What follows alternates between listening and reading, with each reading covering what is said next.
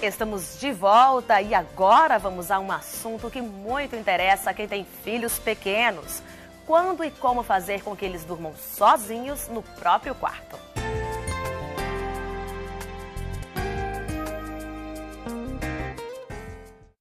No Viva a Maternidade de hoje, nós vamos falar sobre a duração que os bebês devem ficar em companhia dos pais no quarto dos pais ou os pais no quarto dos bebês recém-nascidos. É uma demanda interessante a procura dessa orientação, porque muitas vezes os pais se preocupam com o tempo, quanto que esse bebê pode invadir a vida dos pais e quanto que os pais também não estão dando autonomia aos filhos. Na verdade, a gente não deve ter uma posição muito rígida, cada caso deve ser avaliado de acordo com a sua necessidade. Mas o ideal é que a criança fique até 6, 7 meses, ou seja, o período em que o risco de ficar sozinho em um ambiente passe.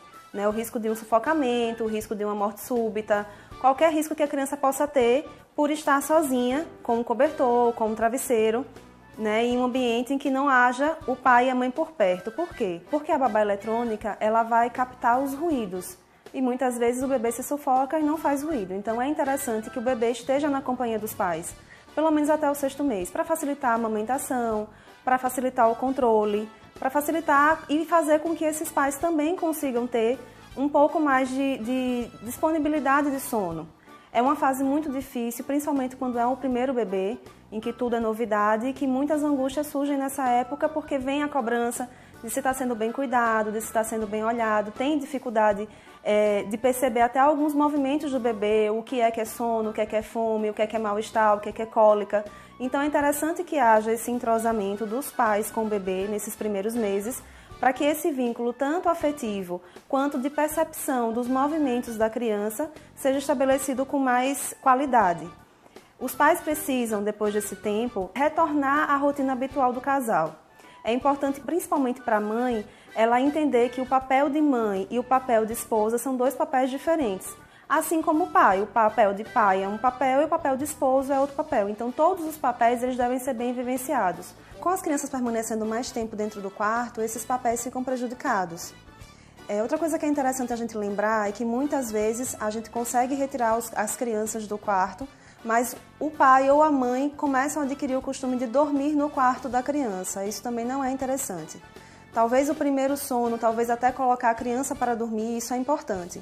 Mas é importante que a criança perceba que há uma divisão de limites de espaço de cada uma. A criança precisa entender que aquele espaço do quarto dela é o dela e que o espaço dos pais é o dos pais.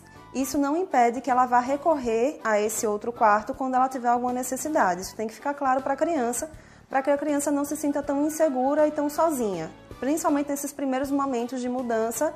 Claro que ainda é um bebê, mas quando ficar um pouco maior, que tiver condição de andar, de sair do quarto, ela precisa entender que ela pode recorrer aos pais, mas de não dormir com eles. Criança dormindo na mesma cama que pai e mãe também não é interessante, muito pelo contrário, é até perigoso. Então é importante que a criança no primeiro momento tenha o próprio berço no quarto dos pais e no segundo momento tenha o próprio quarto. As pessoas costumam brincar dizendo que depois que você é mãe, você nunca mais tem um sono regular. E isso é muito interessante a gente ter cuidado, porque o sono regular é importante que ele exista para a recuperação do corpo, tanto da mãe quanto do pai. Senão alguns hormônios não vão ser produzidos durante a noite e obviamente vai vir um cansaço. E a partir da quantidade de vezes que isso aconteça, pode provocar também um desânimo a ponto de sugerir uma possível depressão ou sintomas de depressão. Um desânimo, uma falta de interesse por fazer outras coisas no cotidiano, nas atividades diárias.